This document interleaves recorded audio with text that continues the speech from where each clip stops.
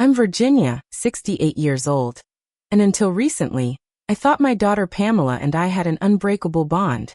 That illusion shattered during her birthday dinner when she mockingly announced, "Mom, you can't even walk upstairs anymore." The room fell silent. The three-story villa I'd purchased years ago flashed through my mind. The one I'd been saving for someday. Well, someday arrived that night. With dignity intact and heartbreaking, I made a decision that would change everything. Before I continue this story, if you're watching, please hit that like button, subscribe, and let me know in the comments where you're viewing from.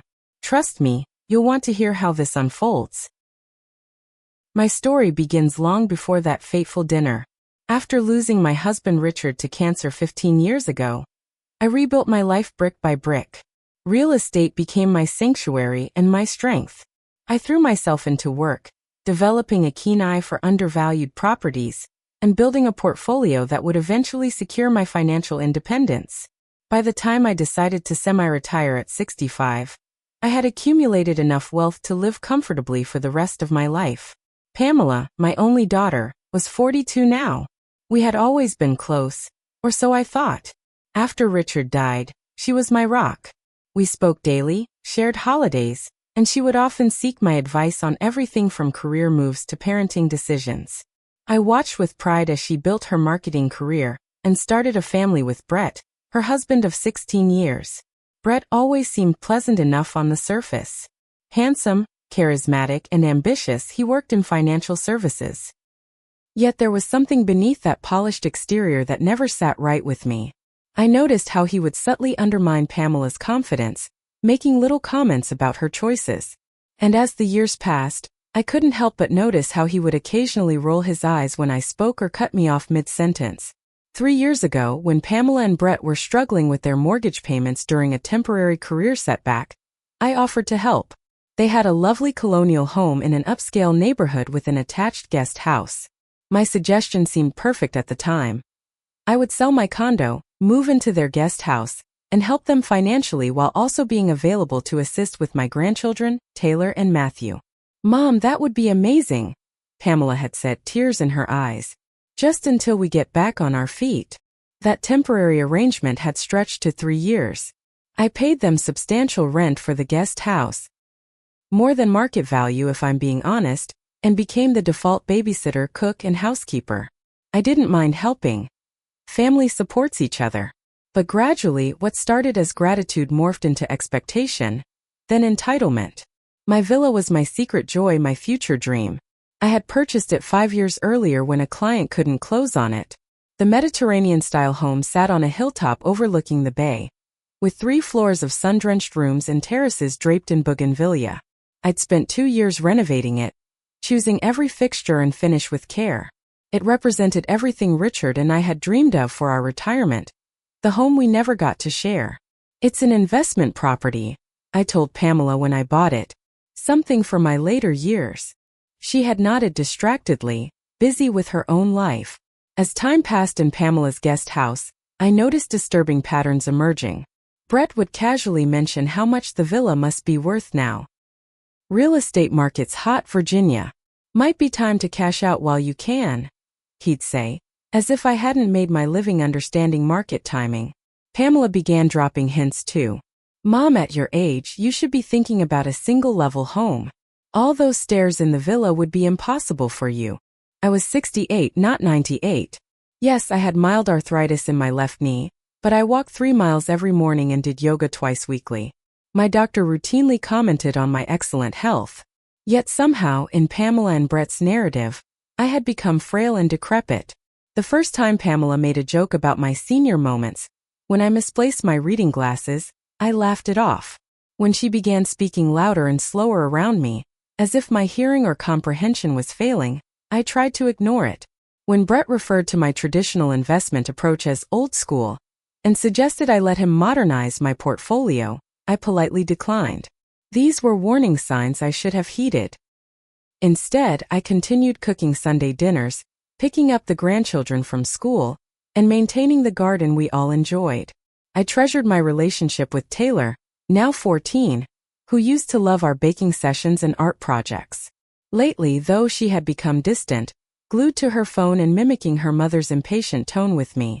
Matthew, at 11, still showed me the affection and respect I missed from his sister and mother. He would listen intently to my stories about his grandfather and ask thoughtful questions about my life. His sweet nature reminded me so much of Richard that it sometimes brought tears to my eyes. I remained in the guest house watching the seasons change, while my beautiful villa sat empty except for occasional visits to check on it. Someday, I kept telling myself, when the time is right.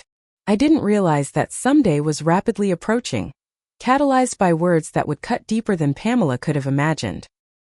Pamela's 42nd birthday fell on a perfect June evening. I had spent the day preparing her favorite dishes: roast duck with cherry sauce, scalloped potatoes with Gruyere, and a triple chocolate cake that had been our family tradition since she was a child. "Mom, you didn't have to go to all this trouble," Pamela said when she saw the spread. But her pleased smile betrayed her appreciation. The dinner guests arrived at 7. Pamela's college friend Natalie and her husband Greg, Brett's colleague Marcus and his wife Denise, and of course Taylor and Matthew. I had set the table with my best china and crystal, wedding gifts from my own mother that I had cherished for decades. The evening began pleasantly enough. Wine flowed, conversations overlapped, and laughter filled the dining room. I noticed Natalie watching with a slight frown as Brett topped up Pamela's wine glass for the third time. His own remained barely touched. "Remember that trip to Napa, Virginia?" Marcus asked, turning to me. "You were the only one who could tell the difference between all those cabernets." I smiled at the memory. I've always had a good palate. Richard used to say I missed my calling as a sommelier. Mom's from the era when people actually bothered to learn about wine instead of just posting pictures of it. Pamela interjected with a laugh that didn't quite reach her eyes. A small silence followed. Denise glanced at me sympathetically. "The duck is extraordinary, Virginia," she said, changing the subject. "You'll have to share your recipe." "Of course," I replied. "It's actually quite simple. The key is—" "Mom makes everything seem simple," Pamela interrupted. "Except technology.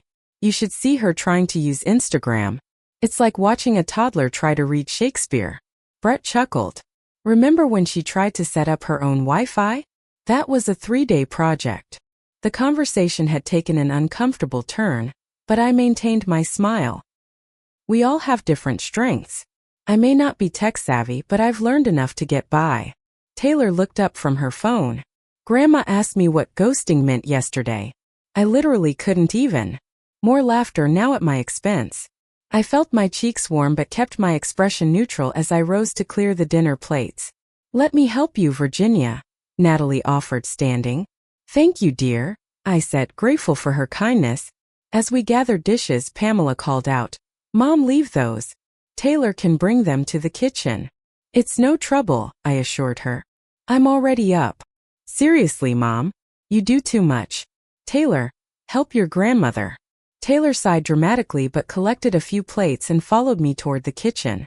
The dining room was on the main floor of their colonial, with the kitchen down a short hallway. As we approached the kitchen door, Taylor suddenly stopped. "I'll take these," she said, reaching for my stack of plates. "You shouldn't carry so much." Before I could respond, Pamela appeared behind us. "Taylor's right, Mom. You need to be careful. Your balance isn't what it used to be." I felt a flicker of irritation. "My balance is perfectly fine, Pamela." "Remember when you tripped on the garden hose last month?" she countered. "Anyone could have tripped on that hose. It was coiled across the walkway." We entered the kitchen, and I placed the dishes beside the sink. The dessert still needed to be served, and I turned to retrieve the cake from the refrigerator. As I did, I noticed Brett leaning against the doorframe, watching our exchange with barely concealed amusement. "I was thinking," I said, trying to redirect the conversation. "Maybe next weekend we could take the kids to that new exhibit at the Science Museum. Matthew mentioned he's doing a project on renewable energy." Pamela exchanged a glance with Brett. "That museum has 4 floors, Mom. There's no way you could manage all those stairs." "There are elevators, Pamela," I pointed out. "But what if they're out of order? Or crowded? Mom, you can't even walk upstairs anymore. Let's be realistic about your limitations." The kitchen fell silent. Taylor's eyes widened at her mother's bluntness. Brett's smirk grew more pronounced. Something inside me went very still. What do you mean I can't walk upstairs? I asked quietly. Come on, Mom. I've seen you struggle with the 3 steps to the garden. You always use the railing and take forever. It's nothing to be ashamed of. It happens to everyone eventually. But let's not pretend you could handle multiple flights of stairs. Brett chimed in. The guest house is perfect for you, Virginia. Everything on one level. Safe and senior friendly. Grandma uses the stair railing because she's careful, not because she can't climb stairs, Matthew said from the doorway. I hadn't realized he had followed us into the kitchen. His young face was pinched with concern. Matthew, the adults are talking, Brett said dismissively. I looked at my daughter, this woman I had raised, nurtured and supported, and suddenly saw her through new eyes. The slightly cruel twist of her lips. The dismissive flick of her wrist as she spoke about me. The way she looked through me rather than at me. From the dining room, I could hear Natalie, Greg, Marcus, and Denise engaged in forced conversation, pretending they couldn't hear the uncomfortable exchange in the kitchen. Their voices sounded strained, too loud, too cheerful. I think I'll serve the cake now, I said, my voice steady despite the emotions churning inside me. I removed the chocolate cake from the refrigerator and placed it on a serving tray. With deliberate movements, I lit the candles. Mom, let me carry that, Pamela insisted.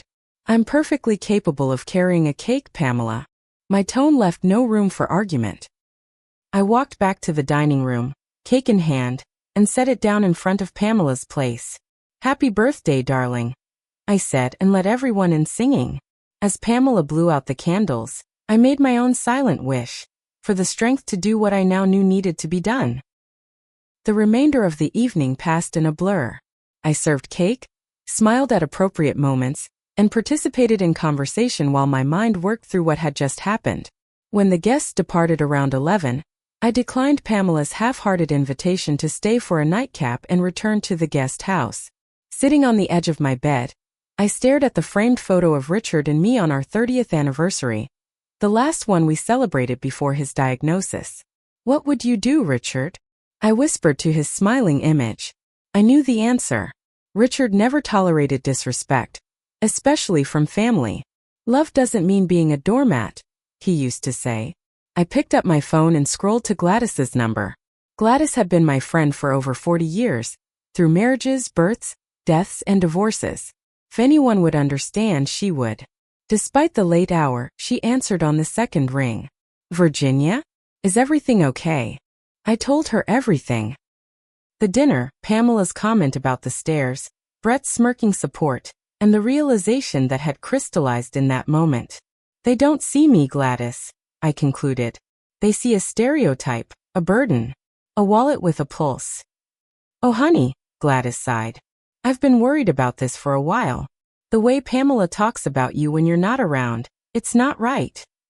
Her words stung. What does she say? It's not important.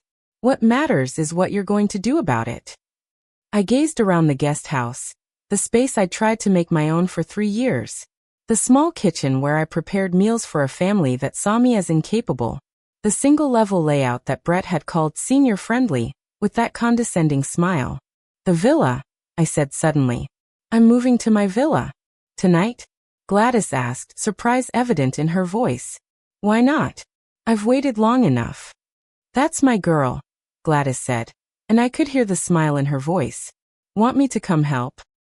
No, this is something I need to do myself. But thank you, dear friend. After hanging up, I sat motionless for several minutes, letting my decision settle. Then, with a surge of energy I hadn't felt in years, I began to move. I pulled my largest suitcase from the closet and opened it on the bed. Methodically, I packed essentials. Clothes, toiletries, medications, jewelry, and important documents. I wrapped the photo of Richard carefully in a sweater and placed it on top. The house was dark and quiet when I slipped out of the guest house at midnight. Pamela and Brett's bedroom light was off. The only sound was the distant hum of the refrigerator and Matthew's small aquarium filter bubbling in his room. I moved silently through the main house to the study where I kept important papers in Brett's filing cabinet. Taking only what was rightfully mine, the deed to the villa, insurance policies, and my personal financial records. I placed them in my shoulder bag. In the kitchen, I found a notepad and pen.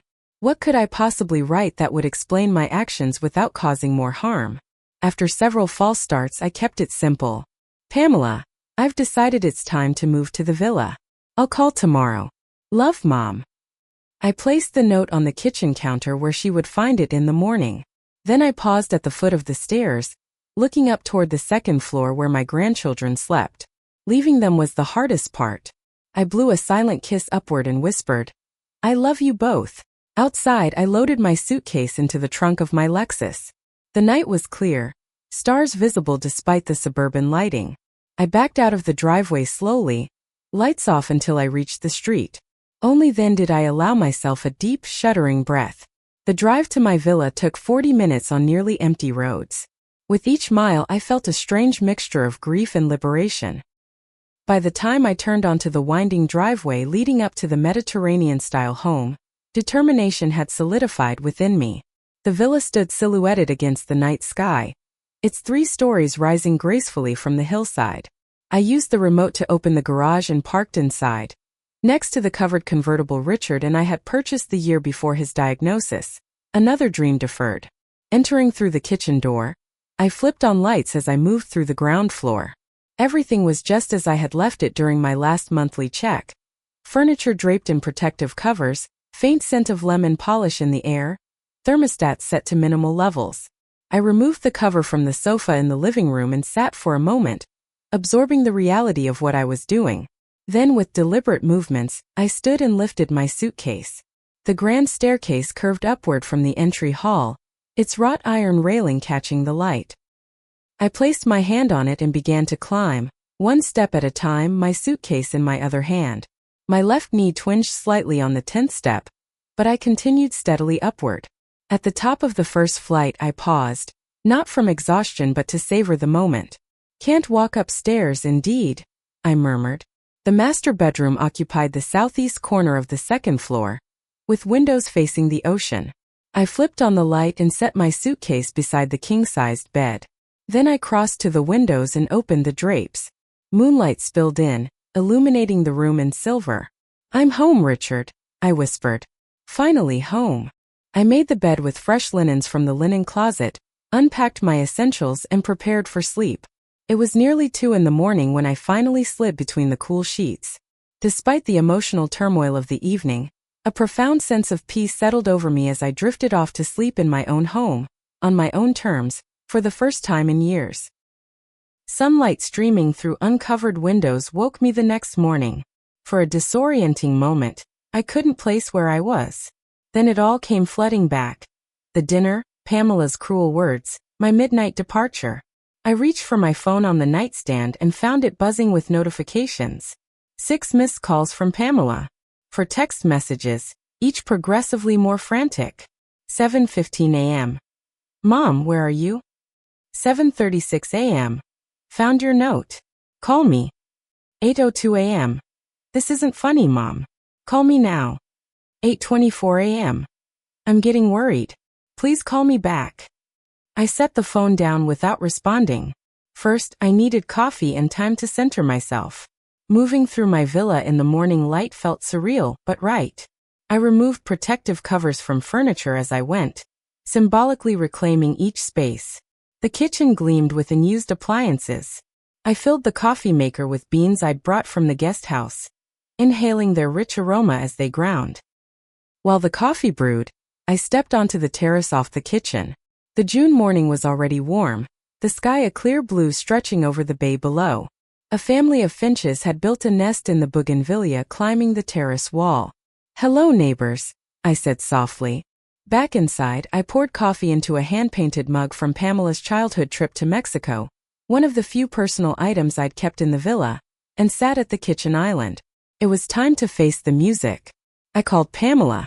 She answered immediately. Mom, what the hell is going on? You can't just leave in the middle of the night. Good morning to you too, Pamela, I replied calmly. Don't good morning me. What were you thinking? Do you know how worried we've been? I left a note explaining where I'd gone. A 3-word note. Moving to villa. That's all you wrote. I frowned. That wasn't what I'd written, but I let it pass. I'm sorry if I worried you. That wasn't my intention. Well, what was your intention?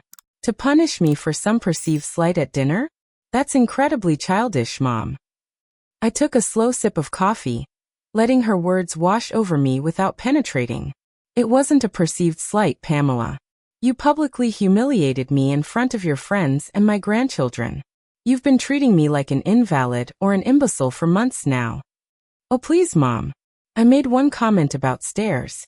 You're being ridiculously oversensitive. It wasn't just one comment. It was the culmination of a pattern of disrespect. I heard Brett's voice in the background, then Pamela's muffled response. When she returned to the phone, her tone had changed to wheedling. Mom, we're just concerned about you living alone in that big house. What if you fall? What if there's an emergency? The same things could happen in the guest house. I'm not incapacitated, Pamela. I'm 68 and in excellent health. But the guest house is right next to us. We can check on you. You mean I can be available whenever you need a babysitter or a cook? I countered. This isn't just about last night, though that was certainly the tipping point. It's about me living my life on my terms. More muffled conversation with Brett. I waited patiently. Fine, Pamela finally said. Have your little tantrum. When you're ready to be reasonable, your room is waiting for you. It's not a tantrum, and I won't be coming back. This is my home now. What about the kids? Did you even think about them? Matthew's been crying all morning. The mention of my grandson sent a pang through my heart. Of course I thought about them. They're welcome to visit me anytime. In fact, I'd love to have them over this weekend to see the villa. So we're just supposed to drive them 40 minutes each way whenever they want to see their grandmother? That's so impractical. You managed to drive to the mall an hour away last weekend without complaint, I pointed out. And you forget that I've been driving them to activities for years. That's different, Pamela sputtered. How? She had no answer for that. After an uncomfortable silence, she said, I need to get the kids to school. We'll talk about this later. I look forward to it. Give them my love. After hanging up, I sat with my cooling coffee, processing the conversation. Despite Pamela's attempts to make me feel guilty, I remained certain I had made the right decision. The relief I felt confirmed it. Over the next few days, I settled into the villa and established a new routine. Each morning began with coffee on the terrace, followed by a walk around the neighborhood. I unpacked boxes that had been in storage, rediscovering treasures from my life with Richard. I arranged my clothes in the master closet, placed family photos throughout the house, and stocked the kitchen with my favorite foods. The stairs became part of my daily exercise. I challenged myself to climb them without pausing, carrying loads of laundry or books or groceries. By the end of the first week, I was moving up and down without a second thought. Messages from Pamela continued, alternating between guilt trips, angry accusations, and occasionally tentative olive branches. Brett called once, his tone businesslike. Virginia, let's discuss this rationally. The kids miss you. Pamela misses you.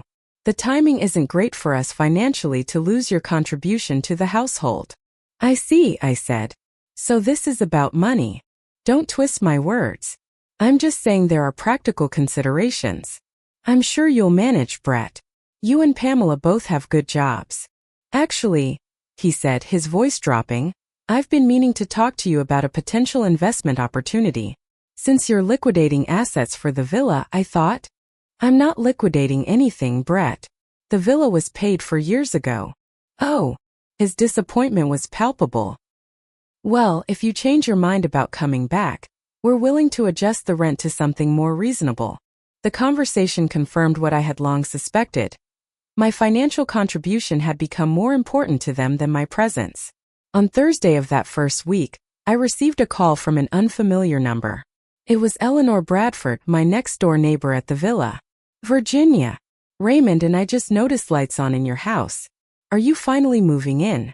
Eleanor and Raymond were a retired couple in their 70s who lived in the Mediterranean-style home adjacent to mine. We had chatted occasionally during my visits to check on the villa. Yes, I moved in last weekend, I told her. Wonderful. You must come for dinner tomorrow. Nothing fancy, just a neighborly welcome. Their warmth touched me deeply. I'd love that, Eleanor. Thank you. The next evening I climbed the stone path to their terrace, bearing a bottle of wine and a homemade lemon tart. Eleanor greeted me with a hug, her silver hair elegantly styled, her smile genuine. Raymond's just firing up the grill, she said, leading me through their home to a back patio where Raymond stood tending to steaks. The mysterious neighbor finally emerges, he called cheerfully, waving tongs in greeting. We were beginning to think you were a ghost, the way you'd appear and disappear every few weeks. Over dinner, I found myself sharing the story of my abrupt move. Eleanor and Raymond listened without judgment, nodding in understanding. My daughter did something similar, Eleanor confided. Treated me like I was incompetent after Harold died. It took moving 3 states away for her to realize I was still the same capable woman who raised her. Sometimes the younger generation forgets that we've survived decades of life's challenges, Raymond added. They see a few gray hairs and assume our brains and bodies have turned to dust. Their understanding was balm to my soul. As we shared dessert under the stars, Eleanor mentioned a seniors fitness group that met at the community center 3 mornings a week. You should join us. Monday is yoga, Wednesday is water aerobics, and Friday is general fitness. Nothing too strenuous, but enough to keep the body and mind sharp. That sounds perfect, I said, realizing how much I had missed social connections outside of Pamela's family. The weekend brought a new challenge when Pamela arrived unannounced on Saturday morning, with Taylor and Matthew in tow. The kids insisted on seeing you, she said tersely when I opened the door. Her eyes darted past me, taking in the villa's grand entry hall and sweeping staircase. Matthew rushed forward to hug me. Grandma, this place is amazing. Taylor hung back, her expression guarded but curious. It's pretty nice, she admitted reluctantly. Come in, I said, stepping aside. I'll give you the grand tour. For the next hour, I showed them through the villa. The formal living room with its vaulted ceiling, the cozy library lined with books, the chef's kitchen with its gleaming appliances, and the 3 bedrooms on the 2nd floor, each with its own bathroom. And up here, I said, leading them up the 2nd staircase to the 3rd floor, is my favorite space.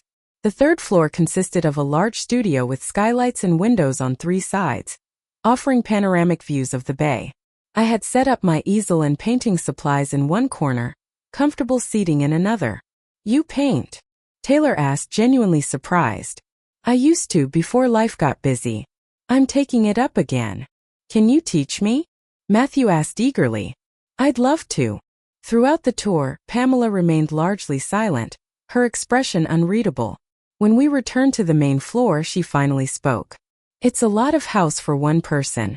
And all these stairs. Aren't you worried? I met her gaze steadily. Not at all. In fact, I've been climbing these stairs multiple times daily. My Fitbit shows I've climbed the equivalent of 40 flights this week alone. Pamela's mouth tightened, but she said nothing more about stairs. Instead, she wandered into the kitchen where I had prepared a light lunch. Mom, be reasonable. The guest house is practical. It's close to us. You don't have to maintain a huge property. I've hired a service for the garden, I replied, setting out sandwiches. And I find I enjoy having space again. Room to breathe, to create, to just be. But what about the kids? They miss you. They're welcome here anytime. You all are. It's not the same, she insisted. The conversation might have devolved further, but Matthew interrupted. Mom, can I spend the night with Grandma? Please. She said there's a telescope on the roof deck, and tonight's supposed to be clear. Pamela looked trapped. I don't think that's a good idea right now, honey. Why not? Taylor unexpectedly joined her brother's campaign. I wouldn't mind staying either. This place is way cooler than I thought it would be. The standoff continued through lunch, with Pamela finding excuses why the children couldn't stay while they countered each one. In the end, she relented, agreeing they could stay until Sunday afternoon if I drove them home. As she prepared to leave, Pamela pulled me aside. This isn't over, Mom. We need to talk about your future. This house, your finances. There are considerations you might not be thinking about. My future is not up for debate, Pamela. And my finances are in perfect order. Her expression hardened. We'll see. After she left, the day transformed into a joyful exploration with my grandchildren. We set up Matthew's air mattress in one guest room and showed Taylor to the other.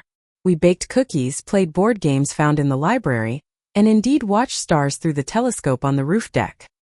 As I tucked Matthew in that night, he asked in a small voice, "Grandma, are you mad at us too?" "Oh, sweetheart, no. I'm not mad at anyone. I just needed to make a change. Mom says you left because she hurt your feelings. It's more complicated than that. Sometimes adults need space to figure things out. I'm glad you have this house," he said, yawning. "It suits you." Out of the mouths of babes, I thought, kissing his forehead. "Thank you, Matthew. That means a lot to me." Later, passing Taylor's room, I noticed her light still on. I knocked softly. "Come in," she called. I found her sitting cross-legged on the bed, scrolling through her phone. "Everything okay?" She nodded, then hesitated. "Grandma, did you really leave because Mom said you couldn't climb stairs?" I sat on the edge of her bed. That was part of it. It hurt to be seen as less capable than I am. But it was also about respect, and about living my life fully. She considered this. "I think I get it. It's like when Mom and Dad still treat me like I'm 10 instead of 14. Exactly like that. This place really is amazing," she said, looking around the elegantly appointed guest room. "And you seem different here. Happier." "I am," I admitted. "I didn't realize how unhappy I was until I left." "Will you still come to my dance recital next month?" Wild horses couldn't keep me away. She smiled, the first genuine smile I'd seen from her in months. "Night, Grandma." "Good night, sweetheart." As I closed her door, I felt a corner of my heart begin to heal. The road ahead with Pamela would be difficult, but with the children there was hope. 3 weeks after moving into the villa, I had established a comfortable routine. Monday, Wednesday, and Friday mornings were spent at the community center with Eleanor and the seniors fitness group. Tuesdays and Thursdays, I volunteered at the local library. Weekends often included visits from the grandchildren, sometimes with Pamela, more often with Brett dropping them off for grandma time, while he and Pamela had couple time. The arrangement was working, though tension with Pamela remained. Our conversations were stilted, focused primarily on scheduling the children's visits. Brett had grown oddly solicitous, calling to check on me and offering financial advice I never requested. On a warm Wednesday afternoon in July, I returned from water aerobics to find Pamela's car in my driveway. She sat on the front steps, her expression grim. "Pamela," I greeted her, trying to keep my tone neutral. "This is a surprise. We need to talk, Mom." She stood, brushing off her tailored slacks. "And not over the phone this time." I unlocked the door and let her inside. "Would you like some iced tea? I made fresh this morning." "Sure." She followed me to the kitchen, her gaze darting around, noting changes I'd made. New curtains in the breakfast nook, potted herbs on the windowsill, a gallery wall of family photos. I poured 2 glasses of tea and gestured toward the terrace. "Let's sit outside. The breeze is lovely today." Once settled in the wrought iron chairs overlooking the garden, Pamela got straight to the point. "Mom, this situation isn't working." "Which situation is that?" "You here. Alone. So far from family." I took a sip of tea. "I'm not alone. I've made friends. I see the children regularly. And 40 minutes is hardly so far." "That's not the point. You belong with us. In the guest house where we can look after you." "I don't need looking after, Pamela. I'm thriving here." She made a dismissive gesture. "For now, maybe. But what about when winter comes? Those stairs will be treacherous if there's ice or snow." "The stairs are indoors, dear." "You know what I mean," she snapped. "The driveway, the walkways. And what if you get sick? Who will take care of you?" "The same people who would take care of you if you got sick. Doctors. Friends. Family who visit rather than expect me to live in their backyard." Her face flushed. "That's unfair. We opened our home to you. And charged me rent well above market value." I reminded her gently. "That was Brett's idea. He said it was important you feel like you were contributing, not charity." I raised an eyebrow but said nothing. Pamela shifted in her seat, her discomfort evident. Look, Mom, I didn't come here to argue. I came to tell you that Brett and I have been talking, and we think it's time you consider selling this place. Selling the villa? Why would I do that? It makes financial sense. Property values in this area are at an all-time high. You could make a significant profit, invest the proceeds, and have a nest egg for your future care needs. I studied my daughter's face, noting the tension around her eyes, the way she couldn't quite meet my gaze. This isn't about my financial security, is it? She looked away. Of course it is. Pamela, look at me. I waited until she reluctantly met my eyes. What's really going on? She crumbled then, her composure dissolving like sugar in hot water. It's Brett, she admitted, voice barely above a whisper. We're in trouble, Mom. Serious financial trouble. What kind of trouble? Brett made some investments that didn't pan out.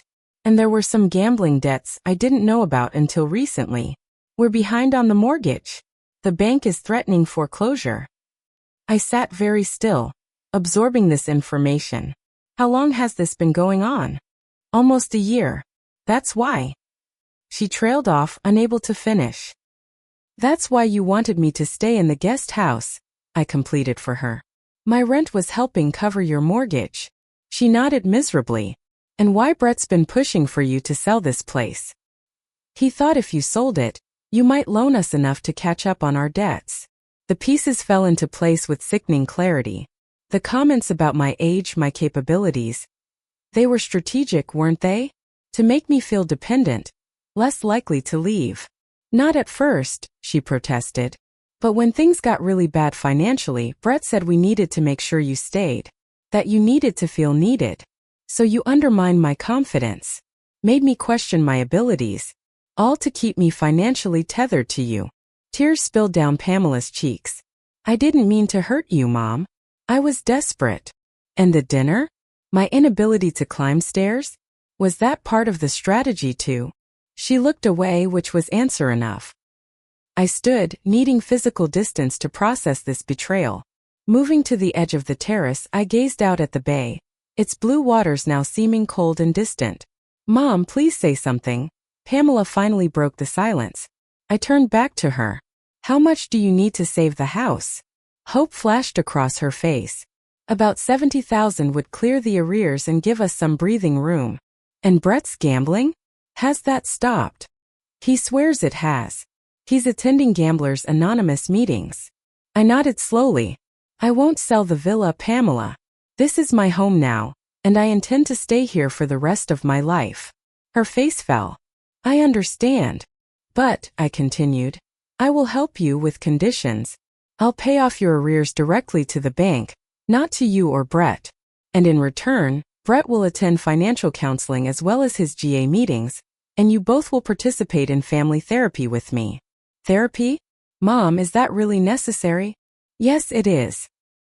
What's happened between us goes beyond financial deception. There's been a fundamental breakdown of trust and respect. If we're going to rebuild our relationship, we need help. She seemed about to argue, then deflated. Okay, if that's what it takes. There's one more condition, I added. I want honesty moving forward. Complete transparency about your finances, Brett's recovery, everything. I promise, she whispered. I moved back to my chair and sat down, suddenly exhausted. I love you, Pamela. That hasn't changed. But I won't be manipulated or made to feel less than I am, even by my own daughter. I'm so sorry, Mom. I don't know how things got so messed up. Neither do I. But we'll figure it out. After Pamela left, I called Gladys and shared the revelations of the afternoon. I knew something was off, Gladys said. Brett's always been too smooth by half. Are you okay? I'm hurt, I admitted, but also relieved to know the truth. At least now we can address the real issues. And you're still going to help them financially? After what they did? They're family, Glads. I won't let them lose their home, especially not with the children to consider. But I'm doing it on my terms this time. That's my Virginia, Gladys chuckled. Steel wrapped in silk. That evening I received a text from Brett. Pamela told me about your conversation. Thank you for your generosity. I want you to know I'm committed to making things right. I stared at the message, wondering if it was sincere or just another manipulation. Time would tell. The next day brought a more difficult conversation when Matthew called, his voice small and worried. "Grandma, are Mom and Dad getting divorced?" My heart sank. "Who told you that, sweetheart?" "Nobody. But they were fighting last night after Mom came home from your house. I heard Dad yelling about therapy being a waste of money." "They're going through a rough patch," I explained carefully. "But they're working on it. The therapy is part of that work." "Is it because of you moving out?" No, honey. The problem started before that. My moving was just one piece of a bigger puzzle. "Can I still come see you this weekend?" "Of course you can. I'm planning to teach you watercolor painting, remember?" "I remember." He paused. "Grandma, I'm glad you moved to the villa. You seem happier." "I am happier, Matthew. Change can be scary, but sometimes it's exactly what we need." After hanging up, I climbed the stairs to my studio on the 3rd floor. The space was flooded with afternoon light, dust motes dancing in the sunbeams. I set up a fresh canvas on my easel and began to paint, not the seascape I had planned, but a portrait of my family as I hoped we might someday be. Whole, honest, and loving each other without conditions or manipulations. The road ahead would be difficult, full of hard conversations and painful truths. But for the first time in years, I felt equipped to face those challenges on my own terms, from a position of strength rather than vulnerability. As I painted, I realized that Pamela's cruel comment about stairs had inadvertently given me the push I needed to reclaim my life. Sometimes the most hurtful moments can lead to the most profound growth. Reconnection. 3 months after moving into the villa, my life had transformed in ways I never could have anticipated. The initial upheaval had settled into a new normal that felt increasingly right. My daily routine now included a brisk 30-minute walk along the bay each morning, followed by a deliberate climb up and down all 3 floors of the villa, my personal fitness challenge. On Monday, Wednesday, and Friday mornings, I joined Eleanor and the seniors fitness group, discovering muscles I'd forgotten I had and making new friends in the process. "Virginia, your balance has improved remarkably," noted Sonia, our yoga instructor, after I held tree pose for a full minute without wobbling. "Whatever you're doing between classes is working." "Stairs," I replied with a smile. "Lots and lots of stairs." Eleanor and Raymond had become dear friends, often joining me for dinner on my terrace or inviting me to theirs. Through them, I met other neighbors. Retired Professor Gwendolyn and her partner Ruth, widower Frank who walked his golden retriever past my house each evening, and recently retired surgeon Marcus and his wife Diana, who shared my interest in gardening. With Diana's guidance, I had begun transforming my terrace into a container garden, growing herbs, vegetables, and flowers in an array of colorful pots. The physical activity of gardening strengthened my hands and back, while the results nourished both body and soul. The financial situation with Pamela and Brett had been addressed as promised. I paid their mortgage arrears directly to the bank and set up monthly meetings with their financial advisor to ensure they stayed on track. Brett had indeed joined Gamblers Anonymous, and to my surprise, seemed genuinely committed to his recovery. "One day at a time," he told me during a rare moment of vulnerability. "That's all any of us can do." Family therapy had begun, though the sessions were often tense and difficult. Dear Lawrence, a compassionate but no-nonsense therapist in her 50s, skillfully guided our conversations through uncomfortable territory. "Pamela, can you articulate why your mother's independence threatens you?" she asked during our 3rd session. Pamela squirmed in her seat. "It doesn't threaten me. I just worry about her." "Worry and control often mask deeper fears," Dr. Lawrence observed. "What are you afraid might happen if your mother is fully independent?" After a long silence, Pamela whispered, "That she won't need me anymore. That I'll lose her like I lost Dad." The revelation had opened a door to healing, though we still had a long way to go. Pamela's fear of abandonment and Brett's financial deceptions had created a toxic dynamic that couldn't be resolved overnight. But we were really talking for the first time in years. My relationship with the grandchildren had evolved too. Matthew visited almost every weekend, eager to explore the villa and learn painting techniques in my 3rd-floor studio. His natural artistic talent surprised and delighted me. "You remind me of your grandfather," I told him one Saturday as we worked side by side at our easels. He had the same way of seeing the world, finding beauty in unexpected places. Really? Matthew beamed at the comparison. Mom never told me Grandpa was artistic. There's a lot about your grandfather that hasn't been shared, I said. Perhaps it's time to change that. That evening I showed Matthew albums of photos I'd recently unpacked. Richard in his studio, Richard exhibiting his sculptures at local art shows, Richard teaching a young Pamela to use a potter's wheel. Mom never does art stuff with us, Matthew observed. Your mother went through a period in her teens when she rejected anything associated with your grandfather's creativity, I explained. I think it reminded her too much of him after he died. That's sad, Matthew said thoughtfully. To give up something you love because it hurts too much to remember. Out of the mouths of babes, indeed. Taylor's visits were less frequent but increasingly meaningful. At 14, she was navigating the treacherous waters of adolescence, seeking independence while still needing guidance and support. Grandma, can I talk to you about something? She asked during one visit, perched on the edge of my bed while I folded laundry. Something private? Of course, sweetheart. There's this boy at school, and Mom keeps teasing me about him whenever I mention his name. It's so embarrassing. And then she tells Dad, and he gets all weird and overprotective. I set aside the towel I was folding. That sounds frustrating. Would you like to tell me about this boy without the commentary? Taylor's face lit up, and for the next hour, she shared her school social dynamics, her friendship with a boy named Jacob, and her annoyance at her parents' reactions. I listened without judgment, offering perspective only when asked. Thanks for not making it weird, she said as our conversation wound down. I miss talking to you like this. We used to before. Before I moved out, I finished for her. I miss it too, but we can still have these conversations. My door is always open to you. I know, she said, then hesitated. Mom's different now. Since your talks with Dr. Lawrence. Less controlling. We're all working on ourselves, I said. Your mom included. The following weekend, I invited Pamela, Brett, and the children for a proper dinner party at the villa. It would be our first social gathering as a family since the fateful birthday dinner that had set everything in motion. Eleanor and Raymond joined us, along with Gladys and her new gentleman friend, Howard. I prepared a feast, not to prove my capabilities, but to create a warm, welcoming atmosphere for new beginnings. As I moved between kitchen and dining room, carrying dishes and refilling glasses, I caught Pamela watching me with an unreadable expression. Can I help with anything, Mom? She finally asked. Would you mind bringing the salad bowl from the kitchen? It's a bit heavy. Of course.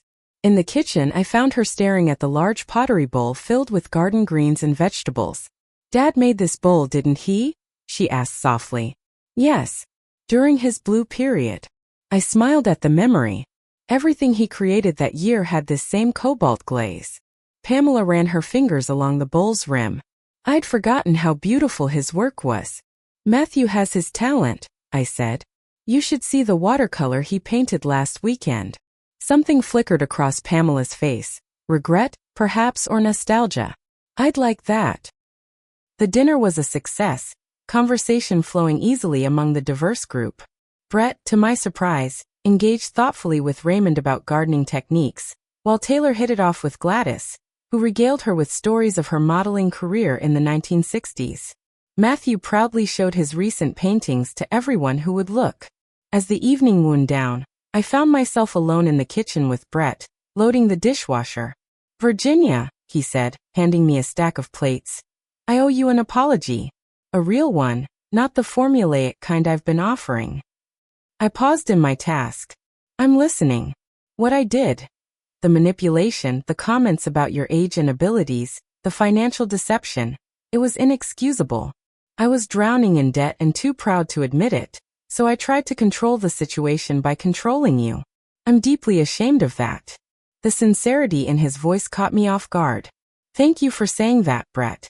It means a lot. The therapy is helping, he admitted. More than I expected.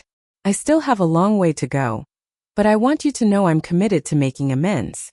I nodded, recognizing the language of recovery, one day at a time. Exactly. He smiled ruefully. And for what it's worth, you've proven beyond any doubt that you can handle stairs. I counted at least 20 trips up and down tonight without a single pause. 23 actually. I corrected with a smile. I've been keeping track. Later, as the last guests departed, Pamela lingered on the front steps. Thank you for tonight, Mom. It was lovely. It was, wasn't it? We should do it more often. She nodded, then asked hesitantly, would it be okay if I came by sometime? Just the two of us? Maybe you could show me how to make Dad's famous apple pie. The one with the lattice top. The request touched me deeply. Pamela hadn't shown interest in cooking, or in her father's recipes since high school. I'd like that very much, I said. As her car disappeared down the driveway, I stood on my porch in the cool evening air, feeling a sense of peace settle over me. The path to healing our family wounds had begun with a painful comment about stairs, but it was leading somewhere hopeful. Inside, as I moved through the house turning off lights and locking doors, I climbed the stairs to my bedroom with a heart lighter than it had been in months. The villa had become more than just a house. It was a sanctuary, a fresh start, and increasingly, a gathering place for healing and connection. 1 year after that life-changing dinner, I stood in my kitchen preparing for another celebration. My 70th birthday. Sunlight streamed through windows thrown open to the spring breeze, carrying the scent of the roses Eleanor had helped me plant along the terrace. So much had changed in 12 months. The woman who had fled her daughter's house in the night, hurt and angry, had evolved into someone stronger, more centered, and paradoxically more forgiving. The kitchen island was covered with ingredients for the feast I was preparing. A Mediterranean spread including Richard's famous paella recipe that I hadn't made in years. Cooking had once again become a joy rather than a chore, especially when shared with others. Pamela arrived early as planned, to help with preparations. Our relationship had transformed through months of honest conversations, therapy sessions, and mutual effort. We weren't perfect. We still had moments of tension and misunderstanding. But we had developed tools to work through them. The table looks beautiful, Mom, she said, admiring the terrace setting where we would dine. Thank you. Matthew helped me arrange the flowers yesterday. He loves his time with you. Pamela began washing lettuce for the salad. We all do. Even Brett? I asked with a raised eyebrow. Especially Brett, though he'd never admit it. She chuckled. Your financial mentoring has made a huge difference. He's actually sticking to a budget for the first time in our marriage.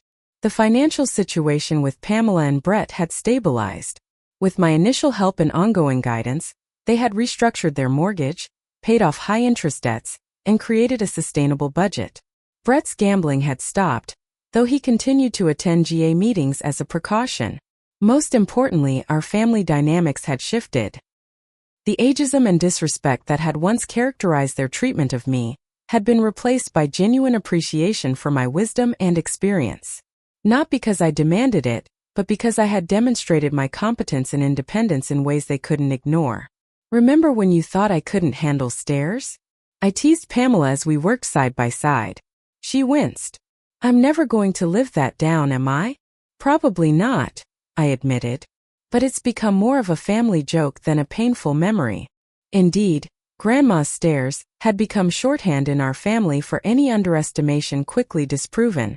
When Taylor aced a math test after Brett suggested she might need a tutor, Pamela had quipped, "Looks like she took Grandma's stairs on that one." When Matthew assembled a complex model airplane without assistance, he proudly announced, "I just climbed Grandma's stairs." Guests began arriving at 4. Eleanor and Raymond bearing a gorgeous tiramisu. Gladys and Howard, now officially a couple. Frank and his golden retriever Bentley. Gwendolyn and Ruth with a case of excellent wine. And several friends from my volunteer work at the library and the senior center. Brett arrived with Taylor and Matthew, carrying gifts and a handmade card. The children immediately gave me fierce hugs before darting off to help arrange presents on the designated table. "Happy birthday, Virginia," Brett said, surprising me with a warm embrace. "The big 7-0 looks good on you." "Flattery will get you everywhere," I replied with a laugh. As the party gathered momentum, I moved easily between kitchen and terrace, up and down stairs, hosting with an energy that belied my 7 decades. At one point, I caught Pamela watching me with a bemused expression. What? I asked. Nothing. Just, you're 70 today, Mom. And you're running circles around people half your age. Age is just a number, I reminded her. It's how you live that matters. Dinner was served at sunset, the terrace aglow with string lights and candles. 20 people gathered around the extended table, a tapestry of relationships new and old that had enriched my life. Before we ate, Raymond raised his glass. To Virginia, who taught us all that it's never too late to start a new chapter. Your courage, grace, and zest for life inspire everyone around this table. Happy birthday, dear friend.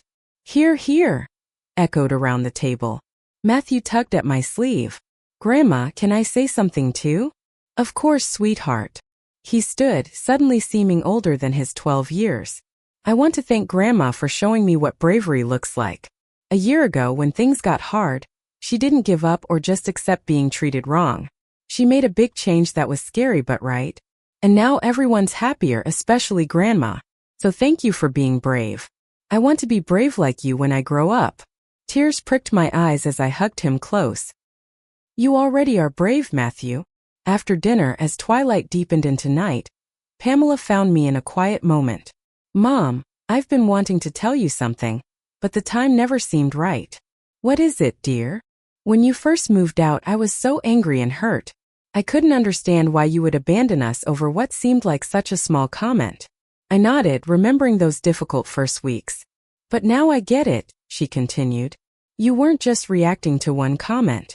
You were responding to a pattern of disrespect that had been building for months, maybe years. And you weren't abandoning us, you were saving yourself. That's exactly it, I said softly. I needed to apologize properly for how I treated you. The therapy helped me see that my fear of losing you after Dad died made me try to keep you dependent on us. It was wrong, and I'm truly sorry. I took her hands in mine. Thank you, Pamela. That means more than you know. I also wanted to tell you that Brett and I have decided to sell the house. Really? Why? It's too big, too expensive, and carries too many memories of our financial struggles. We've found a smaller place closer to the children's schools, and incidentally about 15 minutes from here. That's wonderful news, I said, genuinely pleased. There's more, she added. I've decided to go back to school. I'm enrolling in the MFA program at the university to study ceramics. Ceramics? Like your father. She nodded, eyes shining. Seeing Matthew's talent awakened something in me. I remember how much I loved working with clay as a child. I want to reconnect with that part of myself. I embraced her, heartful. Your father would be so proud. As am I. The party continued late into the evening, guests mingling on the terrace and throughout the 3 floors of the villa that had become not just my home but a gathering place for community and family. As the celebration wound down, I found myself climbing the stairs to the 3rd-floor studio with Eleanor, showing her Matthew's latest painting. You've created something remarkable here, Virginia, she observed, looking out over the twinkling lights of the bay. Not just a beautiful home, but a beautiful life. From one offhand comment about stairs, I mused. Amazing how the things meant to diminish us can sometimes be the very things that set us free. Later, after the last guest had departed and the house was quiet again, I stood on the terrace under a canopy of stars, reflecting on the journey of the past year. The woman who had fled in the night, hurt and angry, had found strength she didn't know she possessed. The mother who had been dismissed as feeble had reclaimed her power and dignity. The widow who had deferred her dreams had finally stepped into the life she deserved. And the stairs that I supposedly couldn't climb? They had become a daily affirmation of my capabilities, a symbolic bridge between the floors of my home and the chapters of my life. As I turned to go inside, I paused at the foot of the staircase, placing my hand on the banister. With deliberate steps, I climbed to the 2nd floor, then continued upward to the 3rd. Moving with the confident grace of a woman who knew exactly who she was and what she was capable of. At 70, I had discovered that age wasn't a limitation but a perspective, one that allowed me to see clearly what mattered and what didn't. Setting boundaries wasn't selfish but necessary. And sometimes the greatest act of love was standing up for yourself, even when those you loved didn't understand. These were the lessons I would carry forward, climbing my own stairs one step at a time. Have you ever had to make a difficult decision that others didn't understand, but that ultimately led to greater happiness? I'd love to hear your stories in the comments below. And if this tale of reclaiming dignity and setting boundaries resonated with you, please hit that like button, subscribe for more life stories, and share with someone who might need a reminder of their own strength. Thank you for joining me on this journey, and remember, it's never too late to climb your own stairs, whatever they may be.